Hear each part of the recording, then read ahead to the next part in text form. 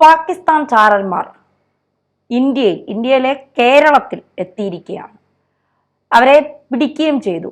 എന്തിനാണ് അവർ വന്നത്? എങ്ങനെയാണ് പിടിക്കപ്പെട്ടത്? അത് അതിരഹസ്യമായൊരു വാർത്ത പുറത്തു വന്നിരിക്കുകയാണ്. കാർവാർ കേന്ദ്രീകരിച്ച നടത്തിയ ഒരു ഓപ്പറേഷനിലാണ് ഇവർ പിടിയിലായത്. കൊച്ചി, വിശാഖപട്ടണം, കാർവാർ തുടങ്ങി അറേബ്യൻ തീരത്തും ഇന്ത്യൻ മഹാസമുദ്ര തീരത്തുമുള്ള വിശാഖപട്ടണം. അപ്പം അവിടെ ഈ നമ്മുടെ INS വിക്രാന്ത്, അത് കൊച്ചിയിലെ ഇന്ത്യൻ നിർമ്മിത യുദ്ധക്കപ്പലാണ് INS വിക്രാന്ത്. പിന്നെ INS വിക്രമാദിത്യ, INS സുഭദ്ര എന്നീ കപ്പലുകളിൽ നിന്നും പാകിസ്ഥാന് വേണ്ടുന്ന വിവരങ്ങൾ ശേഖരിക്കാൻ, ഇന്ത്യൻ നാവിക രഹസ്യങ്ങൾ ചോർത്തിയെടുക്കാനായിട്ട് ഇന്ത്യക്കാരായ ചില ആളുകളെ പണം കൊടുത്തും ഹണി ട്രാപ്പിൽ കുടുക്കിയും ഏർപ്പെടുത്തി. ഇതിൽ 3 പേര് ഇന്നലെ രാത്രി പിടിയിലായി. അപ്പോൾ ഒരുപാട് പേരുണ്ട്. ഇനി അന്വേഷണം. ഇന്നിപ്പോൾ പത്രങ്ങളിലൊക്കെ ഒരു വാർത്ത, മലയാള പത്രങ്ങളിലടക്കം കണ്ടു. തീരദേശത്തെ ജാഗ്രതാ നിർദ്ദേശം കർശനമാക്കി ഗവൺമെൻറ് ഉത്തരവായിരുന്നു. അതിതിൻ്റെ വെളിച്ചത്തിലാണ്. ഇപ്പോൾ നമ്മുടെ അറേബ്യൻ സീയിൽ നങ്കൂരമിടുന്ന ചെറുതും വലുതുമായ എല്ലാ വള്ളങ്ങളെയും ബോട്ടുകളെയും കപ്പലുകളെയും എല്ലാം പരിശോധിക്കാൻ ഉത്തരവ് കൊടുത്തിരിക്കുകയാണ്. കാരണം ലക്ഷദ്വീപ് കേന്ദ്രീകരിച്ച് അതീവ ജാഗ്രത ഏർപ്പെടുത്തിയിട്ടുണ്ട്. ഇതിൻ്റെ വെളിച്ചത്തിലാണ് സുനിൽ നായിക്ക്, വീണ റാൻഡർ, അജയ് രവി നായിക് എന്നീ 3 പേരാണ് കാർവാറിലെ ഒരു വില്ലേജിൽ നിന്ന് കഴിഞ്ഞ ദിവസം അറസ്റ്റ് ചെയ്തത്. ഇവർ പാകിസ്ഥാനിലെ ഉദ്യോഗസ്ഥരിൽ നിന്ന് പണം കൈപ്പറ്റുകയും ഇവർ ചില സ്ത്രീകളെ ഉപയോഗിച്ച് ഇവരെ വീഴ്ത്തുകയും ചെയ്തതാണ്. ഇവർക്ക് നാവിക താവളത്തിൽ ഉദ്യോഗസ്ഥന്മാരുമായിട്ട് പരിചയമുണ്ട്. ഇവർ ഇന്ത്യൻ നേവൽ ഓഫീസർമാരായി അഭിനയിച്ചുകൊണ്ട് ഈ കപ്പലുകളിലും ഓഫീസുകളിലും നേവൽ ഓഫീസുകളിലും കടന്നുകൂടി അതീവ ഗുരുതരമായ ഇന്ത്യയുടെ പുറത്തു പോകാൻ പാടില്ലാത്ത അനേകം വിവരങ്ങൾ ശേഖരിക്കുന്നതിനിടയിലാണ് പിടിക്കപ്പെട്ടത്. അപ്പോൾ അതേ തുടർന്ന് അതിപ്പോൾ ഈ പഹൽഗാമിൻ്റെ വെളിച്ചത്തിലാണ്. ഇത് 28-ാം തീയതി മുതൽ ഗവൺമെൻറ്റിന് ഈ ഏപ്രിൽ 28 മുതൽ ഇതിൻ്റെ സൂചന കിട്ടിയായിരുന്നു. അപ്പോൾ അന്ന് മുതൽ നടന്ന ഒരു കോമ്പിങ്ങിലാണ് ഇവരകത്തായത്. അപ്പം എല്ലായിടവും ഇപ്പം നമ്മുടെ നാവികത്താവളങ്ങളിലെല്ലാം ജാഗ്രതാ നിർദ്ദേശം കൊടുത്തിട്ടുണ്ട്, ഏഴിമല അടക്കം.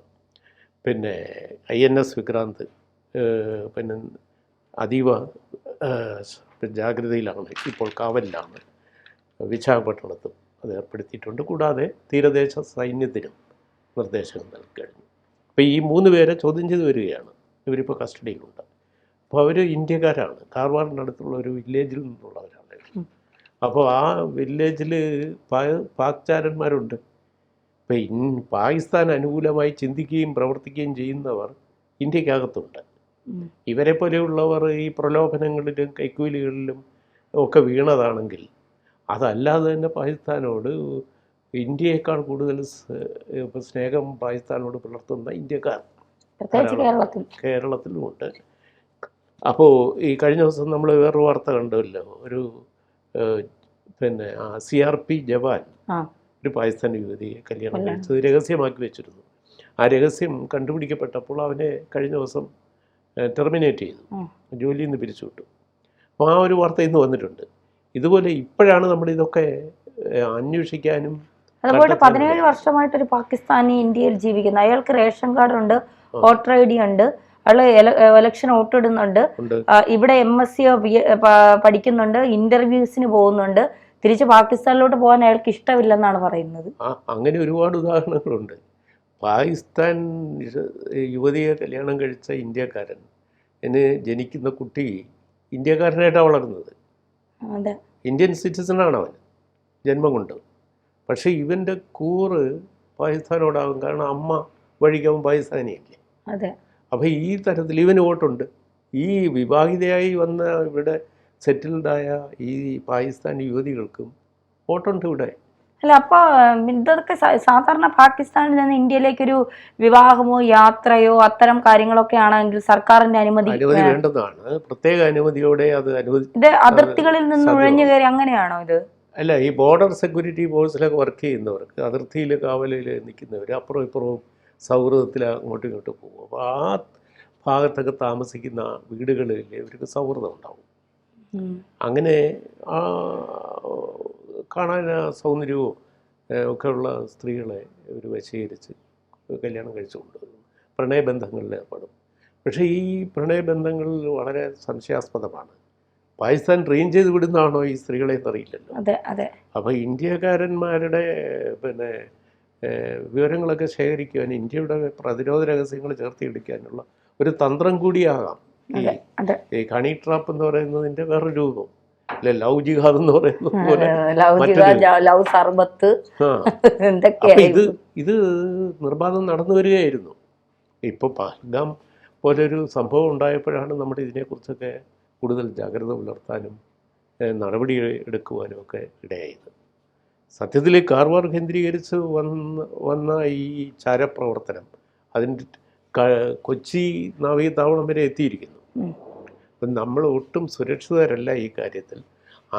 നമ്മളോട് സംസാരിക്കുന്ന ഒരു അപരിചിതൻ, അയാൾ ആരാണ് എന്താണെന്ന് അറിയാതെ നമ്മൾ ഒരു കാര്യവും കൈമാറാനോ വിവരങ്ങൾ കൈമാറാനോ സൗഹൃദം പുലർത്തി അത് മുന്നോട്ട് കൊണ്ടുപോകാനോ പാടില്ല, പ്രത്യേകിച്ച് ഈ അവസരത്തിൽ. കാരണം നമ്മുടെ ബോർഡറിൽ ഒരു വലിയ ടെൻഷൻ നിലനിൽക്കുന്നു. ഇന്ത്യയും പാകിസ്ഥാനും തമ്മിൽ ഒരു വലിയ യുദ്ധസന്നാഹം, യുദ്ധം ഏത് നിമിഷവും പ്രതീക്ഷിച്ചുകൊണ്ട് പാകിസ്ഥാൻ കഴിയുന്നു. ഇന്ത്യ സമീപനത്തോടെ നീങ്ങുന്നു. അന്താരാഷ്ട്ര UN അടക്കമുള്ള അന്താരാഷ്ട്ര സമൂഹം ഈ കാര്യത്തിൽ ഇന്ത്യയോട് കൂടുതൽ ഉപദേശങ്ങളുമായിട്ട് വന്നിരിക്കുന്നു. ചൈന പോലും ഇന്ത്യ യുദ്ധത്തിന് ഒരുങ്ങരുത്, കൺസിലിയേഷൻ നടത്തണമെന്ന് പറഞ്ഞിരിക്കുന്നു. പക്ഷേ നമ്മുടെ ഇന്ത്യയിലുള്ള ആളുകൾക്ക് ഇതൊരു യുദ്ധം നടത്തി മറുപടി കൊടുക്കേണ്ട കാര്യമാണെന്നുള്ള ഒരു വ്യാപകമായ ഫീലിംഗ് ഉണ്ട്. ജനങ്ങൾ പാകിസ്ഥാന് തക്ക മറുപടി കൊടുക്കണം, തിരിച്ചടി ഉണ്ടാവണം എന്നാഗ്രഹിക്കുന്ന ഒരു സന്ദർഭമാണിത്. പക്ഷേ മോഡി ഗവൺമെൻറ് എന്തുകൊണ്ടോ വളരെ കരുതലോടെയാണ് നീങ്ങുന്നത്. അത് ഒരുപക്ഷെ നല്ലതിനായിരിക്കാം. പക്ഷേ ആ കൂട്ടത്തിലാണ് ഇതുപോലെയുള്ള ചാരപ്രവർത്തനം കണ്ടുപിടിക്കപ്പെടുന്നത്. തീർച്ചയായിട്ടും നമ്മൾ വളരെ ആശങ്കപ്പെടേണ്ട ഒരു കാര്യം തന്നെയാണ്. തീർച്ചയായിട്ടും നമ്മൾ ആശങ്കപ്പെടണം. പ്രത്യേകിച്ച് നമ്മൾ തീരെ 600-650 കിലോമീറ്റർ ദൈർഘ്യത്തിൽ അറേബ്യൻ കടലിൻ്റെ സാമീപ്യമുള്ള ഒരു സംസ്ഥാനമാണ് നമ്മൾ. ഇവിടെ കേന്ദ്രത്തിന് അനുകൂലമായ ഒരു ഗവൺമെൻറ് ഇല്ല. ഇവിടുത്തെ പോലീസ് സംവിധാനം ദേശ താല്പര്യത്തിന് പൂർണ്ണമായും അനുകൂലമല്ല. അപ്പോൾ ഇതൊക്കെ കണക്കിലെടുക്കുമ്പോൾ നമ്മുടെ തീരപ്രദേശം വൾനറബിളാണ്. അവിടെ വരുന്ന അപരിചിതരാരാണെന്ന് നാട്ടുകാർക്കും ജാഗ്രതയോടെ നോക്കാവുന്നതും വേണ്ട ഇൻഫർമേഷൻ വേണ്ടിടത്ത് എത്തിക്കുവാനും ബാധ്യതയുണ്ട്. ഇത് യുദ്ധ സന്നാഹം ഒരുങ്ങുന്നതിനിടയിൽ ഒരു ജാഗ്രത പുലർത്താൻ ജനങ്ങൾ സ്വമേധയാ കരുതലെടുക്കേണ്ട ഒരു സന്ദർഭം കൂടിയാണ്, പ്രത്യേകിച്ചും തീരദേശ സംസ്ഥാനമായ കേരളത്തിൽ.